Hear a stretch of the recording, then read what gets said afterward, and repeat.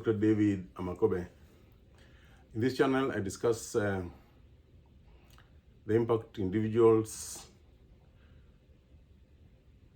groups, structures, and processes have on behavior within organizations. Today, I decided to invite you on my couch so that we can discuss something that is very current and affects behavior within organizations. The societal culture looms very large in the culture of organizations. If a society teaches people to do something, there's no way an organization with that or society can be able to do otherwise. So today we're going to talk about history and the apparent need of people to revise the history of the United States as it was written years ago. And then the apparent need for them to require that the laws and the Constitution that was written in the 1700s be interpreted and read as written then, without any consideration of anything we have learned along the way. So in this land of the free and the home of the brave, we apparently aren't brave enough to learn as we go along. And the need of some people to go back to history and write it afresh is a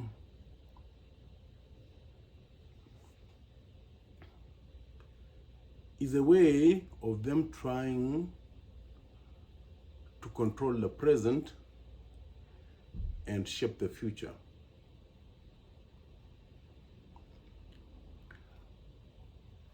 Something got me thinking about this. I had a client and they had disagreed with the husband, and the client wanted to tell her story her way. But the husband would not hear any of it. He wanted the story told his way. But people perceive and life experience differently. Nobody can tell another story.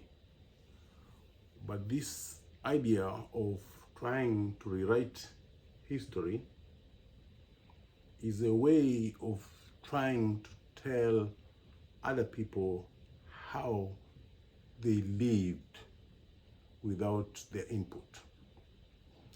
It's taking away their story. So, and I think that when somebody is feeling uncomfortable with the truth, they normally want to erase the truth so that it doesn't exist and they supplant it with their own view. But the truth of the matter is, the person who is erasing the truth cannot run away from themselves, but they would like to shape, to control, to rewrite the history, shape the present, or rewrite history, control the present, and shape the future. But as we know, those who do not read history properly are bound to repeat it. So in a situation like in the United States, where people are trying to rewrite the story of slavery, if that is allowed to happen, it means slavery will happen again. And as you know, in this land, the founding fathers one time wanted to have fun and have sex with their slave women, black slave women, but did not want the responsibility or even the thought that any children that came out of that union could be able to inherit their property. So they did what any reasonable person, or reasonable in quotes, with influence would do. They used the law. They wrote a law that said any children born by a woman, a black woman, in captivity or in prison, shall become the property of the state at age 10, and then be sold, and the proceeds will be used to educate what children? So Africans who listen to this video will appreciate the fact that when we grew up, we would sell our calves to go to school. So think of somebody who went to school by their half-siblings being sold. That kind of person, or that person's grandchild, will really like the story to be erased completely from the books of human ware. But we can't allow it to happen, because if it does, we will repeat it again. So it happened. We should know that it happened and make sure it doesn't happen in future. Also, we cannot take away people's lived experience. That is people's experience, and that is them. So as we struggle with the social behavior of people who think that they can, by expunging facts from history, make it palatable to them, we must stand firm and say, no, it can't happen. Also, I think the idea that a document that was written in the 1700s should be read as written without consideration of anything we have learned along the way is not reasonable.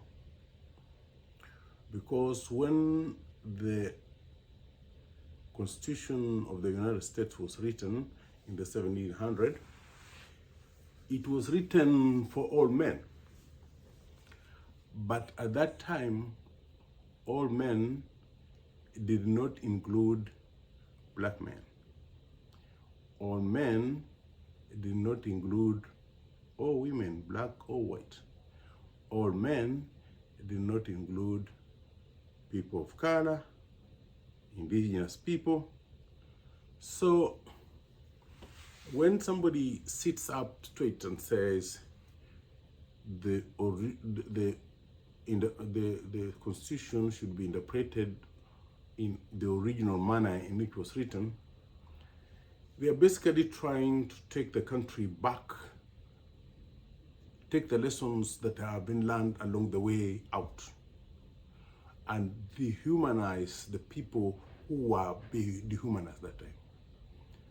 At the time the Constitution was written, indigenous Americans were not considered people. So if you want to interpret the Constitution originally, you then need to decide how you are going to define indigenous people. Are they included? When you say that the United States is Judeo-Christian, what does that mean? Does it mean that people who do not believe in the Christian religion are excluded? Does it mean the Jewish people are excluded? Does it mean that indigenous people are excluded? we went through a situation whereby the Catholic Church was forcing indigenous Americans in Canada and everywhere to be converted to Christianity, and it was a horrendous situation. And history is rife with evidence of the Christian faith being used to justify very atrocious and cruel things done to other humans. Are we now entering that period again? So we need to think and look at ourselves again and consider where we want to go. For those who want to do that, and those who would like to stand back and think it doesn't affect them, my call to you is that it will not affect you until it does. So it's your time to be able to stand up and make sure that people are allowed to practice their faith, but also everyone should be allowed to practice their faith without seeming to think that this country is a Judeo-Christian country, and that the law or the constitution should be interpreted as it was written in the 1700, because right now it can't fit. It's a good document. As far as I'm concerned, it's a living document. It's a document that is updated by regulation, by executive authority, because nobody in the Congress was not able to agree whether enslaved people should be free. It was done by presidential decree. So are we then saying we shall take back that degree? Are we saying that the things that the original landowners, white landowners, wrote and said should govern us now and forward? One thing that gives me hope is that the United States population is only 5% of the population of the world. And then other 95% is not Judeo-Christian. And the United States, who needs everybody hands on deck to be able to compete with the world.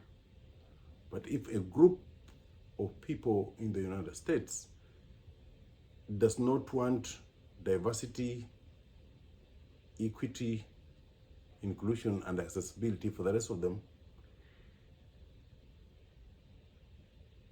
it will be impossible to unite the population and work to make sure that it has a place in the world where it has only 5% of the population. So as people or politicians and governors and senators sit and think how to make sure that the people they think are minorities don't participate in the society, they should consider that they are a tiny minority of the world population, and that they need every one of the people in this land of the free and home of the brave to be able to stand tall in the world. I took this subject because society's culture affects organizational behavior. It affects the structures in organization.